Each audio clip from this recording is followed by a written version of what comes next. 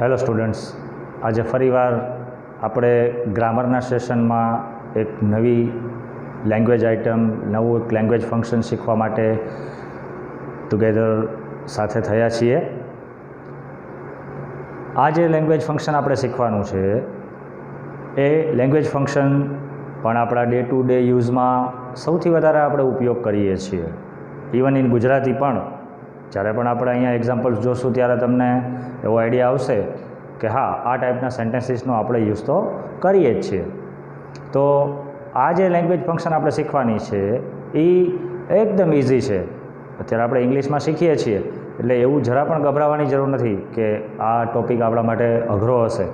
જ્યારે જેમ જેમ આપણે આ સેન્ટેન્સીસ શીખતા જશું, એની પેટર્ન સમજતા જશું, એમ એમ આપણને રિયલાઇઝ થશે કે આ બાબતોથી આપણે સંપૂર્ણ રીતે વાકેફ જ છીએ અને એમાં નથિંગ ટુ વરી, એવું બધું કંઈ પણ ચિંતા જેવું નથી. તો આજે આપણે એક નવું લેંગ્વેજ ફંક્શન શીખવા જઈ રહ્યા છીએ જેનું નામ છે એક્સપ્રેસિંગ કોન્ટ્રાસ્ટ, એટલે કે વિરોધાભાસ દર્શાવવો. વિરોધાભાસ, કોન્ટ્રાસ્ટ, એનો મતલબ એમ કે કોઈ બે વાક્ય છે તેની અંદર એક વાક્ય જે છે એ કંઈ જુદી વાત રજૂ કરે છે અને જ્યારે બીજું વાક્ય જે છે એ કંઈક અલગ વાત રજૂ કરે છે. મતલબ કે એક વાક્ય પોઝિટિવ જતું હોય જ્યારે બીજું વાક્ય જે છે એમાં નેગેટિવ અર્થ જે છે એ ઇન્ડિકેટ થતો હોય છે. એને આપણે કહેશું વિરોધાભાસ. દાખલા તરીકે આપણે બ્લેક પેન્ટ પહેર્યું હોય અને ઉપર આપણો વ્હાઇટ શર્ટ હોય તો એને આપણે શું કહીએ છીએ? Contrast matching, right? તો એમાં પણ આપણે કોન્ટ્રાસ્ટ આ શબ્દનો યુઝ કરીએ છીએ. આ શબ્દ આપણા માટે નવો નથી. મેં કીધું એમ આપણે ડે ટુ ડે લાઈફની અંદર આ શબ્દથી પરિચિત જ છીએ. તો હવે એ જ શબ્દને એક ફંક્શન તરીકે કેવી રીતે વાક્યમાં યુઝ કરવામાં આવે છે એ જ વસ્તુ આપણે શીખવાની છે, રાઈટ? તો આપણે જેમ દરેક લેંગ્વેજ ફંક્શન શીખીએ છીએ એમ જ અહીંયા પણ સૌથી પહેલાં આપણે એનો યુઝ શીખશું. મતલબ કે કઈ કન્ડિશનની અંદર આ લેંગ્વેજ ફંક્શન જે છે એ આપણે યુઝ કરવું જરૂરી છે. તો let's start first our expressing contrast, વિરોધાભાસ દર્શાવો. સૌથી પહેલાં આપણે એનો યુઝ જોઈ લઈએ. જ્યારે કોઈ બે વિરોધી બાબત કે વિરોધી ક્રિયાઓ એક જ વાક્યમાં રજૂ કરવાની હોય અથવા તો દર્શાવવાની હોય ત્યારે આ લેંગ્વેજ ફંક્શનનો યુઝ થાય છે. ઇટ મીન્સ એક વસ્તુ ક્લિયર છે કે અહીંયા પણ આપણી પાસે બે ક્લોઝ હશે, બે ઉપવાક્યો હશે. એમાંથી એક ક્લોઝ જે છે એ કંઈ જુદી વાત દર્શાવતું હશે અને બીજું ક્લોઝ જે છે એ એનો ઓપોઝિટ મિનિંગ દર્શાવતું હશે, એટલે કે વિરોધી અર્થ દર્શાવતું હશે, રાઈટ? તો જ્યારે કોઈ એક જ વાક્યની અંદર બે વિરોધી બાબતો કે બે વિરોધી ક્રિયાઓને દર્શાવી હશે ત્યારે આપણે આ લેંગ્વેજ ફંક્શનનો યુઝ કરશું. આટલી જ એક ડેફિનેશન, આટલો જ એક સિમ્પલ યુઝ આપણે યાદ રાખવાનો છે, રાઈટ?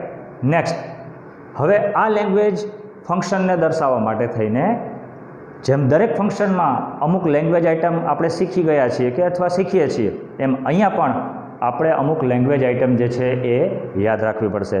શું કામે?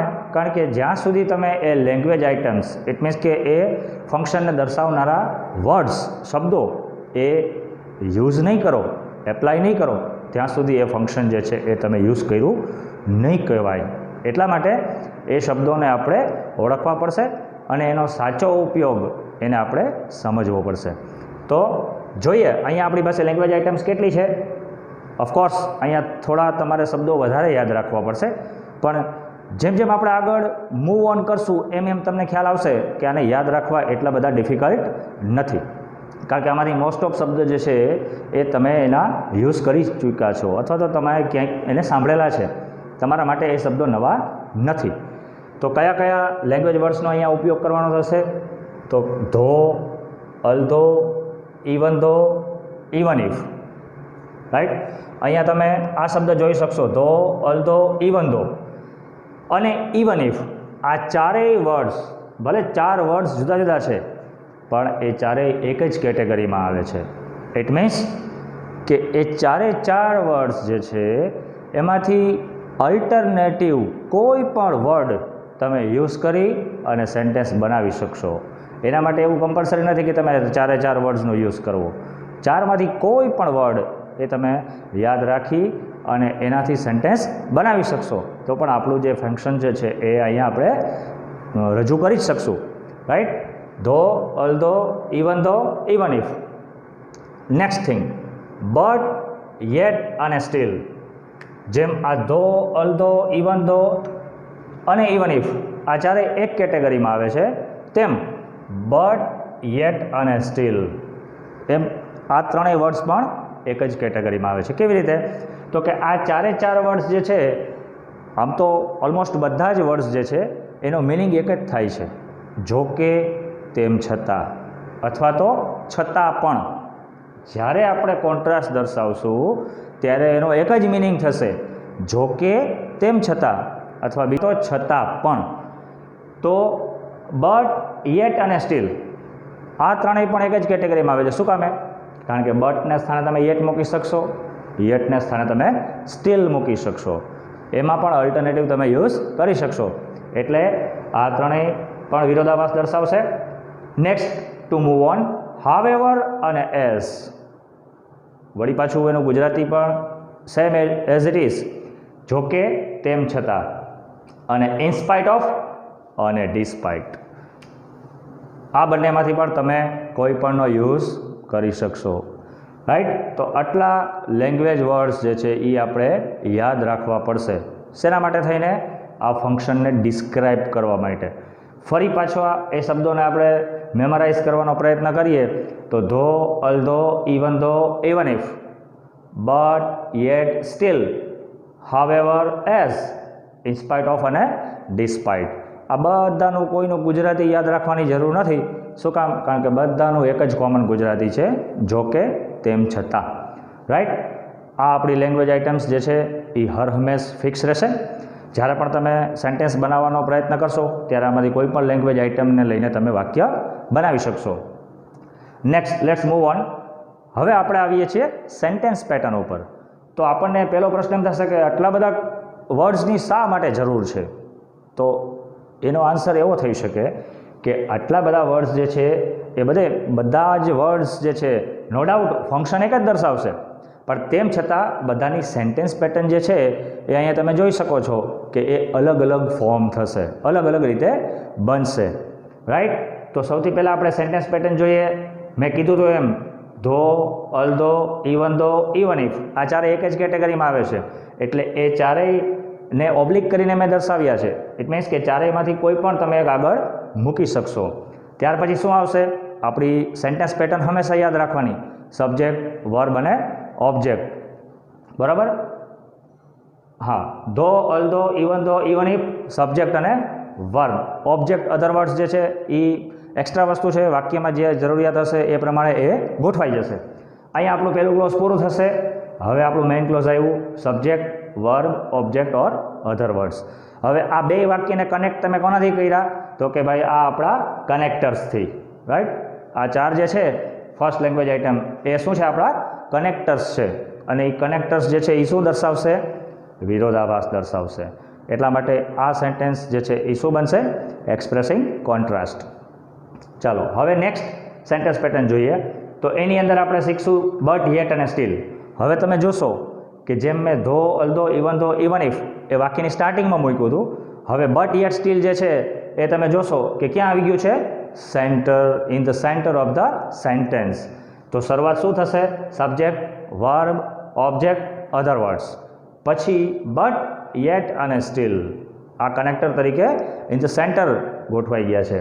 ત્યાર પછી બીજું clause, subject, verb, object, other words. Next sentence pattern, however. હવે આ બધાનું પ્લેસમેન્ટ આપણે યાદ રાખવાનું છે કે કયું કનેક્ટર, કયું કન્જક્શન જે છે એ ક્યાં મુકાશે. તો હાવેવર તમે જોઈ શકો છો મેં મૂક્યું છે વાક્યની શરૂઆતમાં. બરાબર? તો હાવેવર પછી સીધું જ જુઓ અહીંયા શું આવ્યું છે? એડજેક્ટિવ એટલે કે વિશેષણ. હાવેવરનો અહીં સેન્ટેન્સ પેટર્ન એવી બનવી જોઈએ કે એના પછી હંમેશા એડજેક્ટિવ જ આવવું જોઈએ. સબ્જેક્ટ અને વર્બ જે છે એ એક સ્ટેપ પાછળ ખસી જશે. બરાબર. However adjective, subject, verb. હવે આપણું બીજું clause subject, verb, object, other words. અહીંયા કનેક્ટર તરીકે શું થશે? હાવેવર થશે. રાઈટ. નેક્સ્ટ સેન્ટેન્સ પેટર્ન જોઈએ. એ સેન્ટેન્સ પેટર્ન કોની છે? એઝની. તો હવે અહીંયા તમે કમ્પેર કરી શકશો કે હાવેવર એઝ અ કનેક્ટર મેં ક્યાં મૂક્યું હતું? વાક્યની સ્ટાર્ટિંગમાં. હવે એઝ કનેક્ટર છે પણ એ ક્યાં આવ્યું? એક સ્ટેપ ઇનસાઇડ. વાક્યની શરૂઆત શેનાથી થઈ? એડજેક્ટિવથી, વિશેષણથી. રાઈટ. વિશેષણ પછી એઝ, પછી આપણો સબ્જેક્ટ, પછી આપણો વર્બ, ઓબ્જેક્ટ, અધર વર્ડ્સ હોય તો મૂકી દેવાના. બીજું clause subject, verb, object and other words.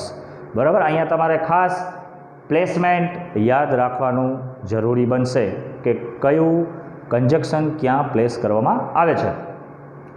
Last sentence pattern જોઈએ તો ઇન્સ્પાઇટ ઓફ અને ડિસ્પાઇટ, આ બેમાંથી કોઈ પણ કનેક્ટરનો આપણે ઉપયોગ કરવાનો છે.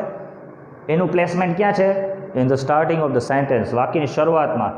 ત્યાર પછી શું આવશે? નાઉન. નાઉન એટલે કે નામ. જેમ અહીંયા તમે જોઈ શકો છો વિશેષણ છે, એમ અહીંયા મેં શું મૂક્યું છે? નાઉન મૂક્યું છે. એ નાઉન મોસ્ટ ઓફ કેસીસમાં શું હશે? કેવું હશે? Possessive case. પોઝેસિવ કેસ એટલે સંબંધ વિભક્તિ. સંબંધ વિભક્તિ એટલે શું? તો કે તમે આગળ ભણી ગયા છો my, our, your, his, her, its, theirs, આ બધા પોઝેસિવ ફોર્મ્સ છે, સંબંધ વિભક્તિના રૂપો છે. તો જ્યારે પણ નામને જરૂર લાગશે ત્યારે આગળ એ સંબંધ વિભક્તિનું રૂપ એડપ્ટ કરી લેશે. ત્યાર પછી આપણું સબ્જેક્ટ અને verb plus object and other words. તો આ રીતે તમે જોયું કે આ બધી જ લેંગ્વેજ આઇટમ્સ જે છે એ એક જ કાર્ય કરશે. શું?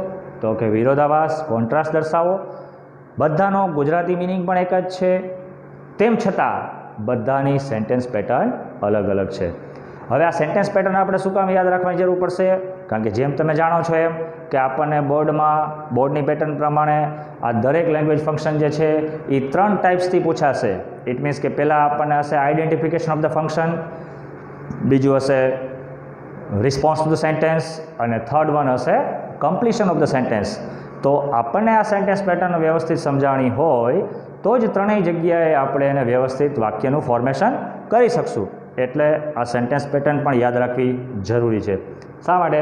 કારણ કે બધાની સેન્ટેન્સ પેટર્ન અલગ અલગ છે અને એમાં બીજું કંઈ એવું બધું ડિફિકલ્ટ પણ નથી. શું કામે?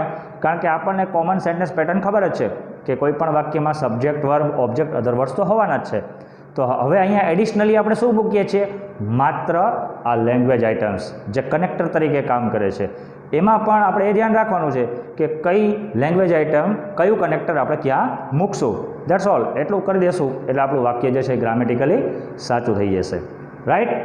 આપણે અહીંયા યુઝ જોઈ લીધો, પછી આપણે લેંગ્વેજ આઇટમ પણ જોઈ લીધી અને એને બેઝડ આપણી સેન્ટેન્સ પેટર્ન આપણે જોઈ લીધી. હવે આ જ સેન્ટેન્સ પેટર્ન ઉપર આધારિત આપણે એક્ઝામ્પલ્સ કેવી રીતે બનાવશું એને સમજવા માટે થઈને આપણે આ બાજુ એક્ઝામ્પલ્સ ઉપર થોડી નજર રાખીએ કે સેન્ટેન્સ પેટર્ન ઉપરથી કઈ રીતે આપણે એક્ઝામ્પલ્સ ફોર્મ કરી શકીએ. જુઓ ફર્સ્ટ સેન્ટેન્સ. હવે એ ફર્સ્ટ સેન્ટેન્સ જે છે એ મેં વિધાઉટ એની કન્જક્શન આપ્યું છે. ઇટ મીન્સ કે 2 સેપરેટ સેન્ટેન્સીસ છે. પછી એને મેં બધા જ કનેક્ટર્સથી કનેક્ટ કર્યા છે જેથી કરીને વાક્યમાં જે ચેન્જ આવતો જાય છે એ તમે આઈડેન્ટિફાઈ કરી શકો, એને તમે રિયલાઇઝ કરી શકો. જો રાજીવ ઇઝ પુઅર, રાજીવ એ ગરીબ છે. હી ઇઝ ઓનેસ્ટ, તે પ્રામાણિક છે. હવે આ દેખીતી રીતે તમે જુઓ તો જ તમને એમ લાગે કે કોઈ વ્યક્તિ ગરીબ હોય તો એ જરૂરી નથી કે પ્રામાણિક પણ હોય જ. રાઈટ. ગરીબ છે એને પૈસાની વધારે જરૂર હોય તો મે બી એવું બની શકે કે એ પૈસાની બાબતમાં કે કોઈ નાણાકીય બાબતમાં પ્રામાણિકતા ન દાખવી શકે. પણ અહીંયા એવું નથી થતું. અહીંયા એ વ્યક્તિ, રાજીવ નામનો વ્યક્તિ જે છે એ ગરીબ છે અને તેમ છતાં પ્રામાણિક પણ છે. એટલે એક સેન્ટેન્સમાં જે મિનિંગ ડિસ્પ્લે થયો છે, જે કન્વે થયો છે, એ મિનિંગના કોન્ટ્રાસ્ટમાં બીજું સેન્ટેન્સ અહીંયા રજૂ કરવામાં આવ્યું છે. રાઈટ. હવે આ 2 સેપરેટ સેન્ટેન્સીસને આપણે અહીંયા અલગ અલગ કનેક્ટરથી કનેક્ટ કર્યા છે. તો કેવી રીતે કનેક્ટ કર્યા જોઈએ.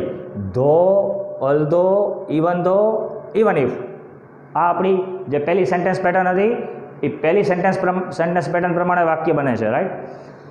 ધો, although, even though, even if, ચારમાંથી કોઈ પણનો એકનો યુઝ કરવાનો છે, ચારેયનો યુઝ નથી કરવાનો.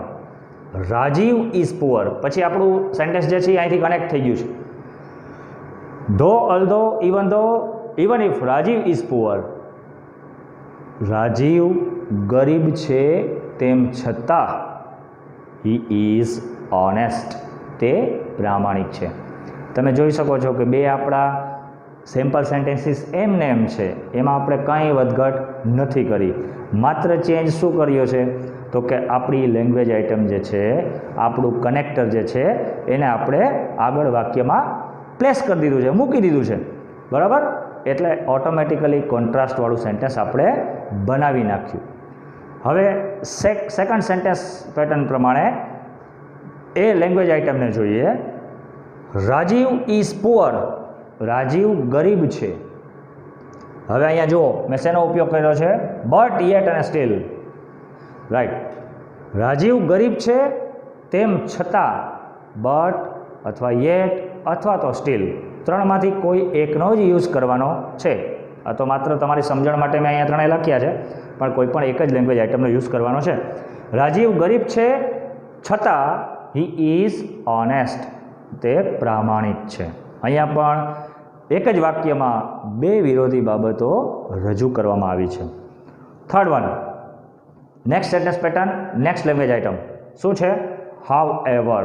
હવે હાવ એવરની સેન્ટેન્સ પેટર્ન પ્રમાણે આપણે એને ક્યાં મૂકશું, right, in the sentence, in the starting of the sentence. However પછી આવશે આપણું એડજેક્ટિવ, વિશેષણ, પુઅર. રાજીવ ઇઝ, રાજીવ ગરીબ છે તેમ છતાં હી ઇઝ ઓનેસ્ટ, તે પ્રામાણિક છે. હાવેવરનું પ્લેસમેન્ટ બટ યેટ સ્ટીલ કરતાં જુદું પડી ગયું, બરાબર. વાક્યની શરૂઆતમાં આવી ગયું. જેમ ધો, although, even though, even if વાક્યની શરૂઆતમાં આવે છે, એમ હાવેવર પણ વાક્યની શરૂઆતમાં આવશે, right. Number 4, poor as Rajiv is. હવે અહીંયા આપણી લેંગ્વેજ આઇટમ કઈ છે, એઝ. કન્જક્શન શું છે, એઝ. તો એના સ્ટ્રક્ચર પ્રમાણે, એની પેટર્ન પ્રમાણે એનું સ્થાન પણ ફરી ગયું. જુઓ આગળ વિશેષણ આવી ગયું, એઝ અંદર જતું રહ્યું. Poor as Rajiv is, Rajiv ગરીબ છે તેમ છતાં હી ઇઝ ઓનેસ્ટ, તે ખૂબ જ પ્રામાણિક છે. લાસ્ટ વન, હવે અહીંયા આપણી લેંગ્વેજ આઇટમ શું છે, ઇન્સ્પાઇટ ઓફ અથવા ડિસ્પાઇટ, બંનેમાંથી કોઈ એકનો જ યુઝ કરવાનો છે. અને એનું પણ પ્લેસમેન્ટ ક્યાં છે, હંમેશા વાક્યની શરૂઆતમાં. ઇન્સ્પાઇટ ઓફ અથવા ડિસ્પાઇટ હિઝ પુઅર્ટી.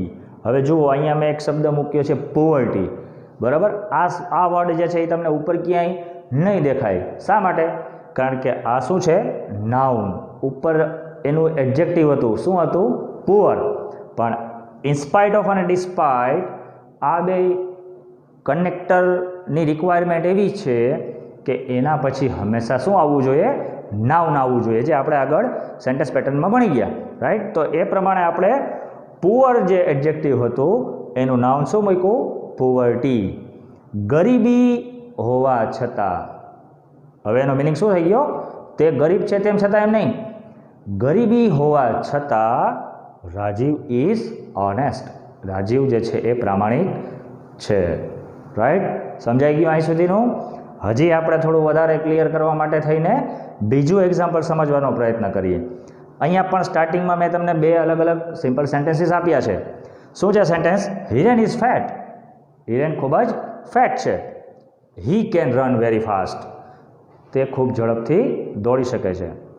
ઓબ્વિયસલી પહેલી જ નજરે આપણને ખ્યાલ આવે કે કોઈ વ્યક્તિ જાડો હોય તો એ ફાસ્ટ દોડી શકે એવું લગભગ ઇમ્પોસિબલ હોય છે. મોસ્ટ ઓફ ધ કેસીસમાં એવું પોસિબલ હોતું નથી. ઇટ મીન્સ કે એ એક વિરોધી બાબત છે. ફેટ હોવા છતાં પણ એ ઝડપથી દોડવું એ કોન્ટ્રાસ્ટવાળી બાબત છે. તો હવે એ જ બે જુદા જુદા સેન્ટેન્સીસને આપણે એક કનેક્ટરથી કનેક્ટ કરી અને આપણો કોન્ટ્રાસ્ટ બતાવવાનો પ્રયત્ન કરશું, રાઈટ. પહેલું સેન્ટેન્સ જોઈએ, ધો, અલ્ધો, ઇવન ઇફ. આ કનેક્ટરમાંથી કોઈ પણ એક, એની જગ્યા ક્યાં છે, in the starting of the sentence.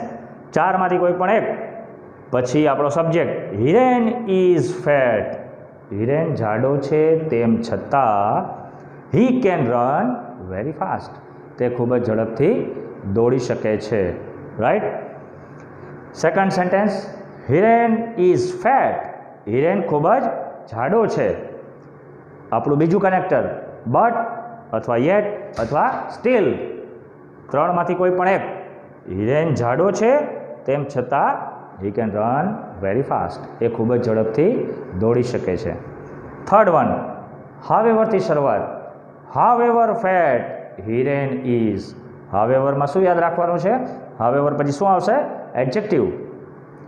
Hiren જાડો હોવા છતાં he can run very fast, એ ખૂબ જ ઝડપથી દોડી શકે છે. ચોથી લેંગ્વેજ આઇટમ, ચોથું એક્ઝામ્પલ, એઝથી. એઝમાં શું યાદ રાખવાનું છે? એડજેક્ટિવ પહેલાં આવશે, હાવેવરમાં એડજેક્ટિવ પછી આવશે. Fat as Hiren is, Hiren જાડો હોવા છતાં he can run very fast, એ ખૂબ જ ઝડપથી દોડી શકે છે. લાસ્ટ વન, ઇન્સ્પાઇટ ઓફ અને ડિસ્પાઇટ. એના પછી આપણે શું યાદ રાખશું? એના પછી શું આવવું જોઈએ? નાઉન આવવું જોઈએ, નામ આવવું જોઈએ. બરાબર. In spite of, despite his fatness. હવે અહીંયા જુઓ, ફેટ એ એડજેક્ટિવ હતું, પણ આ બંનેમાંથી કોઈ એકની રિક્વાયરમેન્ટ મુજબ આપણે અહીંયા શું મૂકવું પડશે? એનું નાઉન મૂકવું પડશે. એટલે ફેટમાંથી મેં નામ શું કર્યું? ફેટનેસ. જાડાપણું હોવા છતાં Hiren can run very fast, Hiren ખૂબ જ ઝડપથી દોડી શકે છે. તો તમે જોયું કે આપણે કોન્ટ્રાસ્ટ દર્શાવવા માટે થઈને 5 પ્રકારની અલગ અલગ સેન્ટેન્સ પેટર્ન જે છે એને યાદ રાખવી જરૂરી છે. શું કામ? કારણ કે એમાં અલગ અલગ ટાઈપના કનેક્ટર્સનો ઉપયોગ થયો છે. આપણે માત્ર એ જ યાદ રાખવાનું છે કે કયું કનેક્ટર વાક્યમાં કઈ પોઝિશન ઉપર આવશે. મોસ્ટલી તમે જોયું હશે કે એમાં સેકન્ડ સેન્ટેન્સની અંદર આપણે કોઈ ચેન્જ કરતા નથી. રાઈટ. જે કોઈ પણ ચેન્જ થશે પ્લેસમેન્ટને લઈને કનેક્ટરના, એ ક્યાં થશે? પહેલા સેન્ટેન્સની અંદર થશે. પહેલું સેકન્ડ સેન્ટેન્સ જે છે એ એઝ ઇટ ઇઝ એમને આપણે એને રાખવાનું રહેશે. રાઈટ. ફરી પાછું એકવાર એક ઓવરવ્યૂ કરી લઈએ. આપણે જે લેંગ્વેજ ફંક્શન શીખીએ છીએ એનું નામ છે એક્સપ્રેસિંગ કોન્ટ્રાસ્ટ, એટલે કે વિરોધાભાસ દર્શાવવો. ક્યારે એનો યુઝ કરશું? તો કે જ્યારે એક જ વાક્યની અંદર કોઈ બે વિરોધી બાબત કે કોઈ બે વિરોધી ક્રિયાઓ ને દર્શાવવી હોય એકસાથે, ત્યારે આપણે આ લેંગ્વેજ ફંક્શનનો ઉપયોગ કરશું. એને દર્શાવવા માટે થઈને કઈ કઈ લેંગ્વેજ આઇટમ્સ આપણે અહીંયા યાદ રાખવી પડશે? Though, although, even if, but, yet, still, however, as અને ઇન્સ્પાઇટ ઓફ અને ડિસ્પાઇટ. આ લેંગ્વેજ આઇટમ્સ આપણે એને યાદ રાખવી પડશે. આ જ લેંગ્વેજ આઇટમ્સથી આપણે સેન્ટેન્સીસ બનાવવાના થશે. હવે આ લેંગ્વેજ આઇટમ્સને લઈને આપણે નીચે મુજબ સેન્ટેન્સ પેટર્ન જોઈ લીધી. આ જ સેન્ટેન્સ પેટર્ન પ્રમાણે આપણે આપણા એક્ઝામ્પલ્સ પણ જોઈ લીધા. કોઈ પણ એક્ઝામ્પલ જે છે એ એની લેંગ્વેજની સેન્ટેન્સ પેટર્ન પ્રમાણે જ બનશે. એટલે એકવાર આપણે એ સેન્ટેન્સ પેટર્ન યાદ રાખી લેશું, પછી આપણે ક્યારેય પણ સેન્ટેન્સ બનાવવામાં કોઈ ડિફિકલ્ટી નહીં થાય કે ગ્રામેટિકલી આપણી કોઈ ભૂલ નહીં થાય. ઓકે. તો આઈ હોપ કે આટલા ડિસ્ક્રિપ્શન પછી, આટલા ડિસ્કશન પછી તમને બધાને આ ફંક્શન જે છે એ ક્લિયર થઈ ગયું હશે. તેમ છતાં પણ આને રિલેટેડ કોઈ ક્વેરી હોય તો તમે મને ડિસ્ક્રિપ્શન બોક્સની અંદર પૂછી શકશો, કોમેન્ટ કરી શકશો, અથવા તો આપણે આના પછીની જ્યારે નેક્સ્ટ સ્લાઇડ પીપીટીની જોશું ત્યારે એમાં વધારે એક્સરસાઇઝ માટેના એક્ઝામ્પલ્સ પણ હું તમને આપીશ, જેથી આપણો કોઈ ડાઉટ હશે તો એ ક્લિયર થઈ જશે. Okay. Thank you very much.